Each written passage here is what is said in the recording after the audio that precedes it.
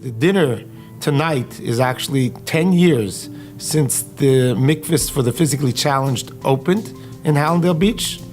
It was a big strain and drain on all of us to get the project completed. We actually had pledges that weren't fulfilled. There was a downturn in the economy right when this was going on. So we were stuck. We were really knee-deep, and even more than knee-deep, in the mikveh project. There's no question that once we realized how important it was to make sure that the mikveh would come out in the most pristine and beautiful way, that there was a humongous amount of pressure because it was at a very difficult time economically.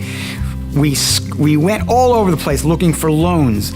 We spoke to banks. We literally had to do whatever was in our means to secure the funds so that once we were in the middle of the project, that we would not lose what we had already established. The hardest summer and the hardest Tekufa era that we lived through, both my wife and I, was the final summer 10 years ago of paying the bills for the mikveh, because we were scrambling and we exhausted all local channels, and it was way above our heads. We know that a mikveh has to cover your head.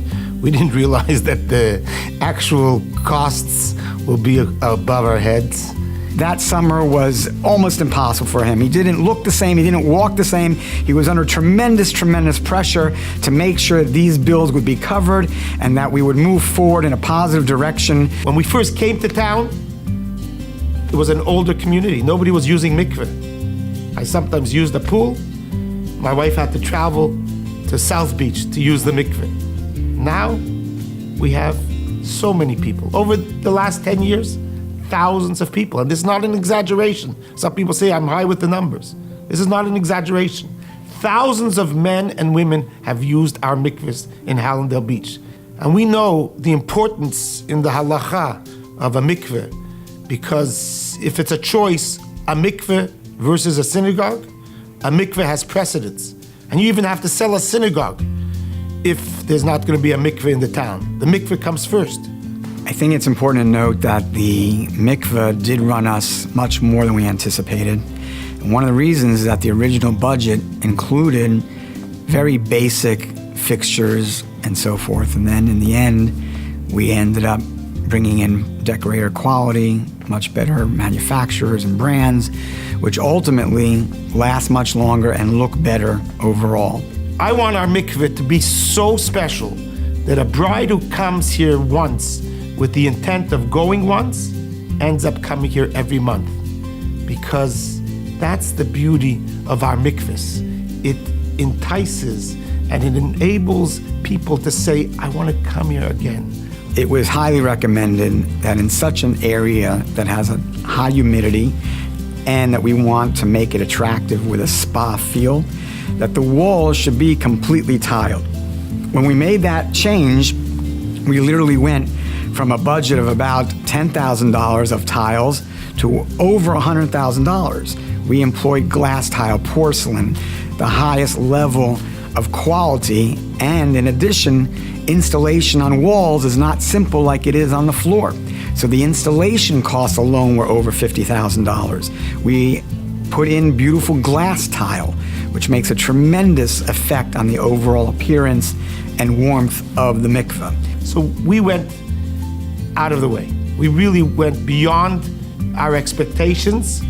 In order to make special accommodations for somebody that has physical challenges, in the case, for instance, of MS, where the water temperature must be changed, so it requires special staff to come in.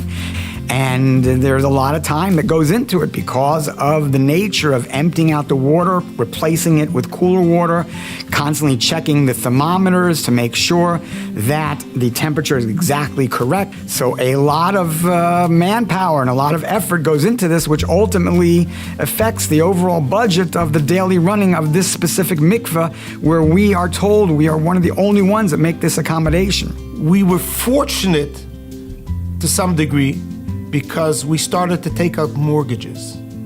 We took one mortgage from the synagogue, We took one mortgage for my house, and then we used credit cards to finish paying off the mikveh. And for 10 years, every month, there's a struggle to keep the mikveh open. People aren't aware of it because the mikveh is always beautiful. If we're going to expand that any further, we have to close and burn the second mortgage at the very least, which is $225,000, or even better yet, both mortgages on the mikvahs, which is $360,000. And we're offering someone who comes through with a $360,000 gift, something very special. And that is the western wall of our buildings. The western building will have the name of their family as the mikveh campus dedication.